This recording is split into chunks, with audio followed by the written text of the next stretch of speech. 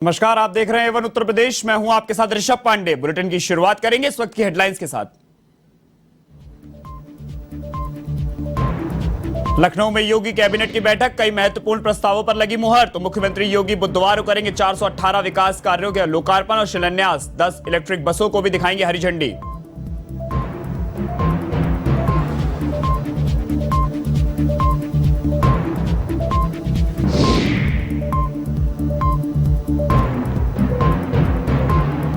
उत्तर प्रदेश विधान परिषद उपचुनाव में सपा को झटका, समाजवादी पार्टी की प्रत्याशी कीर्ति कोल का पर्चा खारिज। कम उम्र के चलते नामांकन हुआ खारिज। उपचुनाव में बीजेपी की दोनों सीटें तय।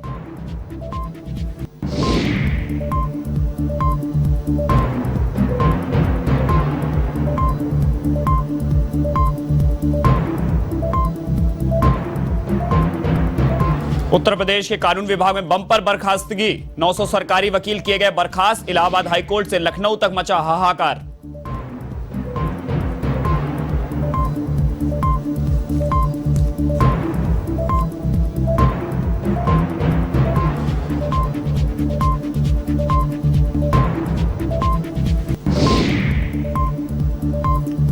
चुनावी वादों को पूरा करने की मांग को लेकर किसानों ने किया जिला कलेक्ट्रेट पर प्रदर्शन। राज्य सरकार पर लगाया वादा खिलाफी का आरोप। बिजली के बढ़े दामों का भी कर रहे हैं विरोध।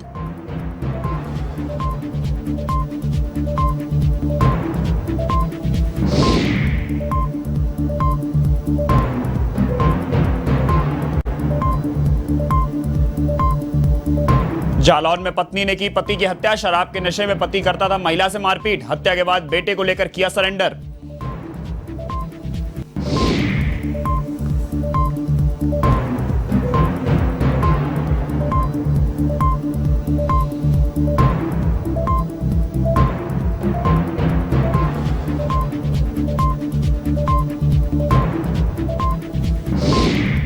अब खबरें विस्तार से।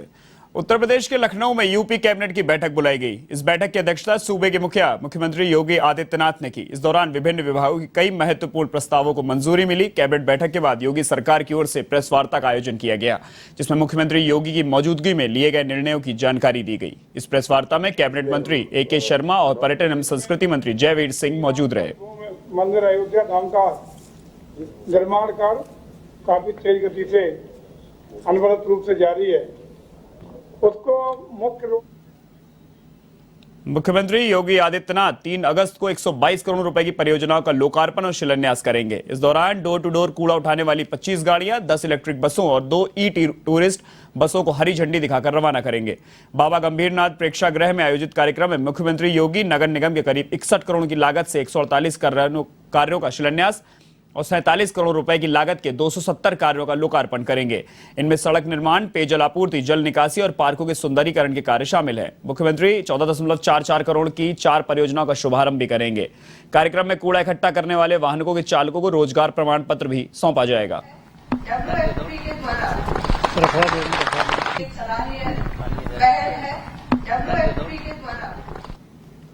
उत्तर प्रदेश विधान परिषद उपचुनाव के लिए समाजवादी पार्टी की प्रत्याशी कीर्ति कोल का पर्चा निरस्त हो गया है। सोमवार को कीर्ति कोल ने नामांकन दाखिल किया था, लेकिन कम उम्र के चलते नामांकन पत्र खारिज कर दिया गया। उन्होंने नामांकन पत्र में 28 वर्ष बताई थी। विधान परिषद के लिए न्यूनतम आयु 30 वर्ष होनी चाहिए। बता दें, उत्तर प्रदेश विधान परिषद की 2 सीटों पर उपचुनाव हो रहे हैं। बीजेपी के बाद सपा ने भी अपना कैंडिडेट उतारकर मुकाबले को दिलचस्प बना दिया था। इधर भाजपा ने धर्मेंद्र सिंह सेंथवार और निर्मला पासवान को प्रत्याशी बनाया है, तो समाजवादी पार्टी ने आदिवासी समुदाय से आने वाली कीर्ति कोल को उतारा था। अब कीर्ति कोल का पर्चा खारिज होने से बीजेपी की दोनों सीटें लगभग तय मानी जा रही हैं, क्योंकि दोनों ही उम्मीदवार निर्विरोध हो गए हैं। मिर्जापुर जिले की 96 विधानसभा सीट से सपा के टिकट पर चुनावी किस्मत आजमा चुकी कीर्ति कोल आदिवासी समाज से आती हैं। कहा जा रहा था कि सपा ने उन्हें MLC उपचुनाव में कैंडिडेट बनाकर बड़ा सियासी चाल चली गई थी, लेकिन नामांकन में चूक के चलते दांव फिर उल्टा पड़ गया।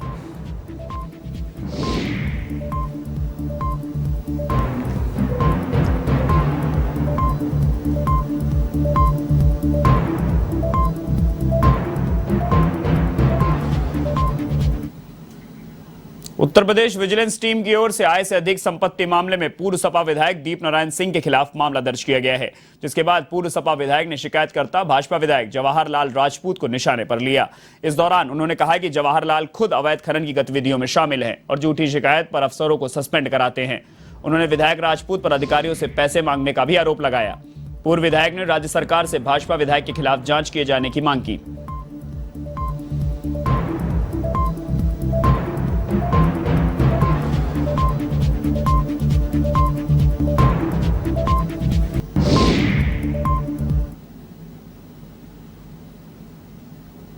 सरकारी खजाने का विकास कार्यों में उपयोग हुआ है, वहीं दूसरी सरकारों में 17 के पहले खजाने लूटे जाते थे।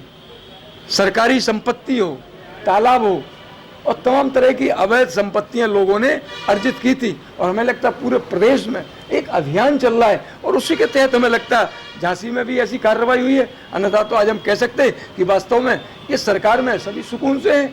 लगातार सड़क हो, बिजली हो, पानी हो, शिक्षा हो, स्वास्थ्य हो, हर जगह विकास कार्य हो रहे हैं और जो भी खराब काम कर रहे हैं, गुंडा अपराधी जितने भी या हमारी बहनें माताओं के खिलाफ जिन्होंने भी गलत निगाह से देखा, वो जेल के शिक्षों के अंदर है। मेरी बात की जांच आप इस बात से कर ले, कोई एजेंसी करे, कोई करे, अलग विषय है, लेकिन मैं तो आपसे ही कह रहा हूँ, जितने लोग मेरी बात सुन रहे हैं, एक बार मेरी बात की आरोप की सच्चाई जरूर जानें। आप खुद अपने आप में जांच अधिकारी बन जाएं और मेरी बात अगर झूठ निकलेगी राजनीति छोड़ दूंगा, मैं आपसे वादा कर रहा हूँ। ये सबकी शिकायतें करके सारे लोगों को ब्लैकमेल करके काफ़ी लंबे समय से पैसा कमा रहे हैं। ये सब पहले ऐसे विधायक होंगे जिन्होंने सर्वाधिक शिकायतें विभागों की करी। सिंचाई विभाग के एक्सेस सस्पेंड हुए, बहुत सारे डिपार्टमेंटों में शिकायतें करी, कभी भतीजा डील कर जाता, कभी बेटे से डील करते, कभी कोई और मध्यस्थ बनता है। मैं खुला आरोप लगा रहा हूँ, ये सब गलत काम कर रहे थे। इनके गलत कामों पर दिमाग ना जाए, ये दूसरे की शिकायतें करते रहे। इन्होंने मेरी शिकायतों की संख्या अगर बताऊं सैकड़ों। खबर उत्तर प्रदेश के लखीमपुर खीरी से है, जहां सर्विलांस टीम को बड़ी सफलता हाथ लगी। टीम ने खोए हुए 75 मोबाइल फोन बरामद किए और मोबाइल उनके मालिकों को वापस कर दिए। मोबाइलों की कीमत करीब 9,15,000 रुपए बताई जा रही है।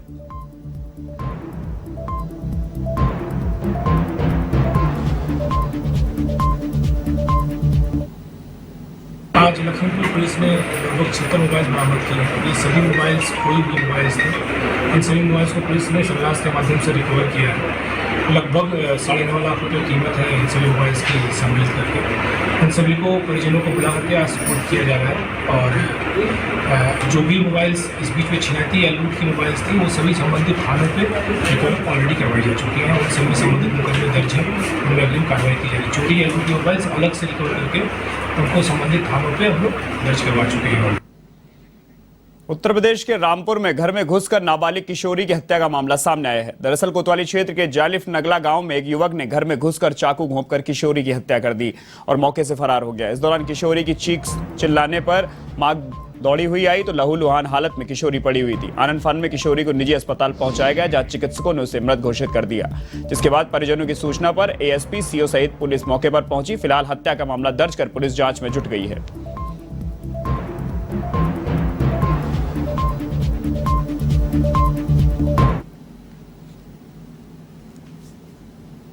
हाँ, जो जालिफ नगला थाना मिलक के रहने वाले हैं, उन्होंने आज रात्रि 9 बजे आकर थाने पर सूचना दी कि उसकी पुत्री कुमारी फाइजा, जिसकी उम्र 20 वर्ष है, हुसैन नाम के लड़के ने घर में आकर हत्या कर दी है। इस संबंध में थाना मिलक पर सुसंगत धाराओं में मुकदमा लिख लिया गया है। ये हुसैन सितारगंज उत्तराखंड का रहने वाला है और फाइजा और हुसैन के बीच आपस में मित्रता थी। हुसैन इनके घर आता जाता था। आज किसी कारण से हुसैन ने फाइजा की हत्या कर दी है। जल्दी ही इसमें गिरफ्तारी की जाएगी और विधि। इधर हापुड़ में बाबूगढ़ थाना पुलिस ने अंतर्राष्ट्रीय वाहन चोर गिरोह का पर्दाफाश करते हुए 2 बदमाशों को गिरफ्तार किया है। पुलिस ने आरोपियों की निशानदेही पर चोरी की 10 मोटरसाइकिल, बाइक के कई उपकरणों के साथ अवैध हथियार बरामद किए। पुलिस के अनुसार आरोपी ऐसे वाहनों की चोरी करते थे जो घर के बाहर खड़े रहते थे और इलाका सुनसान होता था। आरोपियों पर पहले भी 1 दर्जन से अधिक मुकदमे दर्ज हैं।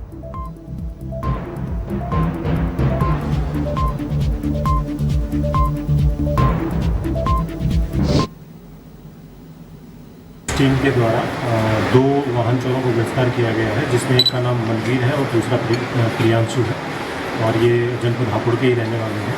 इनके द्वारा इनके कब्जे से जो वाहन बरामद हुए हैं उसमें 10 मोटरसाइकिल मिली हैं। उसके अलावा उसमें चेसिस, इंजन और एक अवैध असला भी इनसे बरामद हुआ है। और जो 9 बाइक हैं वो हापुड़ में जितने भी जो वाहन चोरी से रिलेटेड मुकदमे दर्ज हुए हैं उससे वो कनेक्ट हुई हैं। बाकी की 3 बाइक को भी हम कनेक्ट कर रहे हैं कि ये कहाँ से इन्होंने चुराई है। इससे पहले भी इनका आपराधिक इतिहास है, जिसमें हरियाणा में और गाजियाबाद में भी इनके खिलाफ चोरी के मुकदमे दर्ज हैं।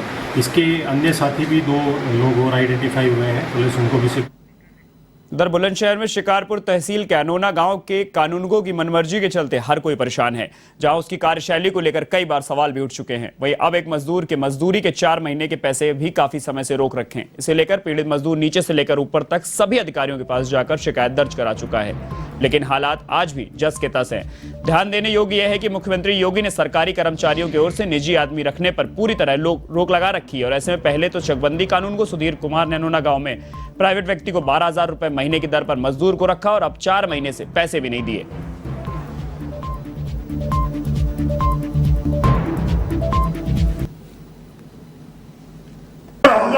मेरे को पैसे नहीं थे। मेरे गाँव के पड़ोस में फौजी छुट्टी लेकर आया, मेरी बच्ची की स्थिति देखी, उसने अपने जेब से पैसा देकर मेरी बच्ची का ट्रीटमेंट कराया।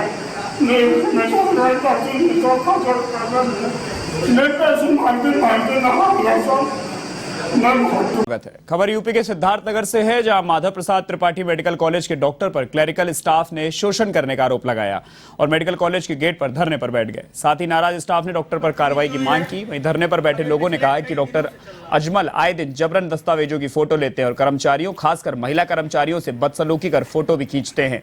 वहीं मामले में मेडिकल कॉलेज के प्रिंसिपल ने कहा कि एक जांच कमेटी का गठन किया गया है, रिपोर्ट आने पर संबंधित के खिलाफ कार्रवाई की जाएगी।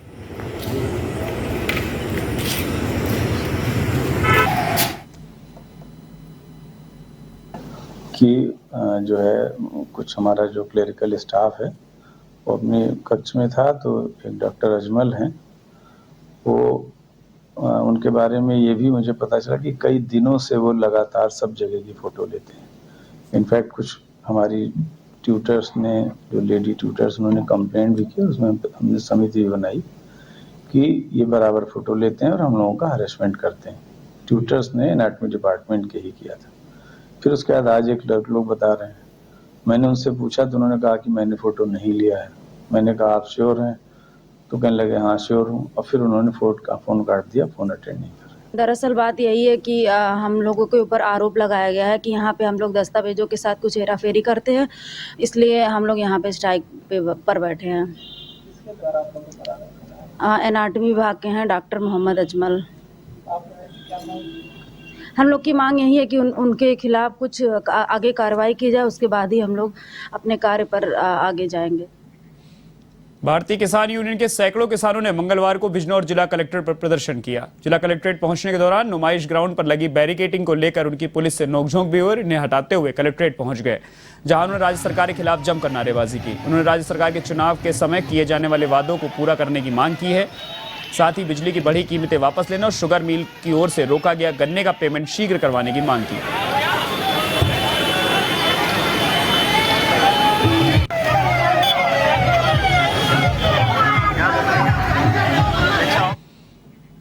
नाग पंचमी के दिन वाराणसी के स्वामीनाथ अखाड़े में महिला पहलवानों को लड़ाने की नई परंपरा की शुरुआत हुई। इस अखाड़े में बीते 4 साल से लड़कियां दंगल लड़ रही हैं और इस अखाड़े से निकलकर राष्ट्रीय और अंतर्राष्ट्रीय मंच पर अपने दांव आजमा चुकी हैं। बता दें, काशी में तुलसी घाट पर अखाड़े में कई साल के बाद महिलाओं को एंट्री मिली थी। तुलसी घाट पर स्टेटस अखाड़े में पहले पुरुष पहलवानी करते हुए दिखाई देते, लेकिन संकट मोचन के महान प्रोफेसर विशंबर नाथ मिश्रा ने समाज के मिथक को तोड़ते हुए महिलाओं को इस अखाड़े में एंट्री दिलाई। अखाड़े में लड़ने वाली कशिश यादव ने बताया कि यहाँ लड़ना अच्छा लगता है। पहलवानी करते उसे 3 साल हो गए हैं।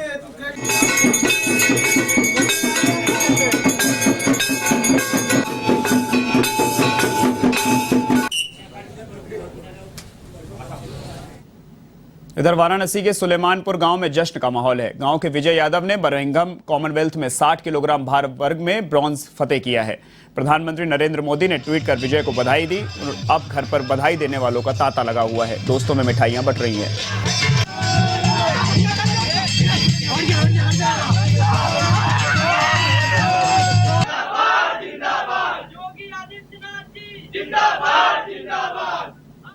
करे थे, उसको सब मेहनत करता है, उसका भाई बहन सबको। देश के लिए अच्छा करें, अब हमारे लिए भी अच्छा करें। बचपन से करते हैं यही सब। अपने से वो देखा, फिर अपने से करें, थोड़ा बहुत जो हमसे हो सका हम करें। अपने से भागने लगा, हम यहाँ करने जाते, जूडो खेलने जाते हैं साइकिल से, कोई के साथ में भागने लगा कि हम करेंगे। सबको लगा कि बेटा करने हो तो करो, देश के लिए रक्षा करो, मेरे लिए करो, गांव के लिए करो, सबके लिए करो, नाम करो, इसके आगे बढ़ो, इसका हौसला हम। बस्ती के गौर थाना क्षेत्र में बढ़नी गांव निवासी दिव्यांग दुकानदार रामचंद्र की धारदार हथियार से निर्मम हत्या कर दी गई। मृतक रामचंद्र शराब की दुकान के पास चने की दुकान लगाता था। घटना की सूचना पाकर मौके पर पहुंचे थाना अध्यक्ष ने अज्ञात हत्यारों के खिलाफ मुकदमा दर्ज किया है। वहीं एसपी आशीष श्रीवास्तव और एएसपी दीपेंद्र नाथ चौधरी ने घटनास्थल का जायजा लिया और जांच के निर्देश दिए।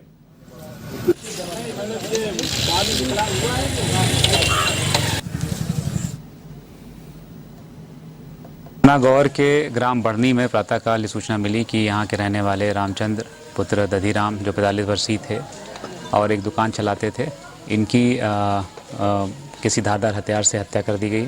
मौके पर फौरन सभी उच्चाधिकारी और थाने की पुलिस पहुंची। यहाँ प्राणा देख के लग रहा है कि उनके गर्दन और कान के पास में किसी धारदार हथियार से हमला किया गया, जिससे उनकी मृत्यु हो गई है। इस संबंध में उनके पुत्र से एक तहरीर ली गई है। उन्होंने एक अज्ञात के खिलाफ तहरीर दी है, जिसमें 302 का अभियोग पंजीकृत किया गया है। उत्तर प्रदेश के पीलीभीत में तालाब पर किए गए अवैध अतिक्रमण के खिलाफ बुलडोजर कार्रवाई की गई। लगातार लोगों की शिकायतों के बाद जिलाधिकारी के आदेश पर पूरनपुर में बुलडोजर चलाया गया। वहीं प्रशासन की कार्रवाई से अतिक्रमण करने वालों में हड़कंप मच गया। इस दौरान तालाब पर अतिक्रमण को ध्वस्त कराया गया।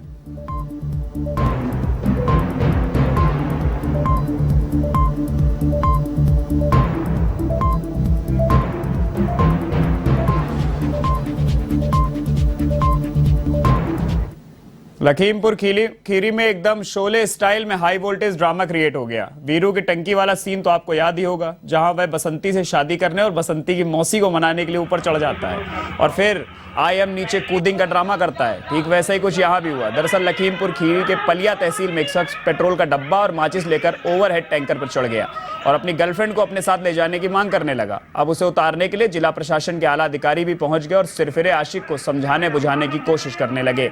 हालांकि यह वीरू किसी की बात मानने को तैयार नहीं था। उसने पुलिस और प्रशासन को छका कर रख दिया।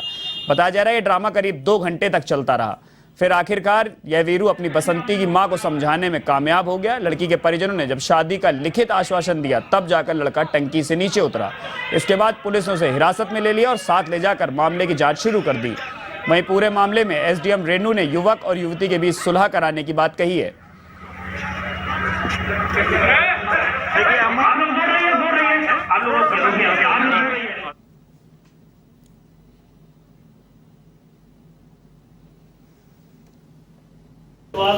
एक अमन बिहार का रहने वाला था जो पेट्रोल पंप लेके चढ़ गया था टंकी पे। उसका कोई प्रेम प्रसंग का विवाद चल रहा था। यहाँ पे लड़की खीरी की रहने वाली थी। हमारे अफसरों ने, इंस्पेक्टर, तहसीलदार, नायब तहसीलदार ने मिलके करीब 5 बजे वो चढ़ा था। 1.5 घंटे में सब कुछ उसको नीचे उतार लिया है। जीजा है वो मुस्लिम बनने के लिए फोर्स कर रहा था। अच्छा। 100 नंबर पे भी कंप्लेंट कितना बार दिया हूँ। मेरे पास उसका वो भी है, लेकिन फोन अभी बंद है। अच्छा। लेकिन कोई नहीं कुछ कर पाया सर। अच्छा। इसीलिए मजबूरन मुझे चढ़ना पड़ा। इस बुलेटिन में फिलहाल इतना ही। देश और दुनिया की तमाम खबरों के लिए देखते रहिए वन टीवी। नमस्कार।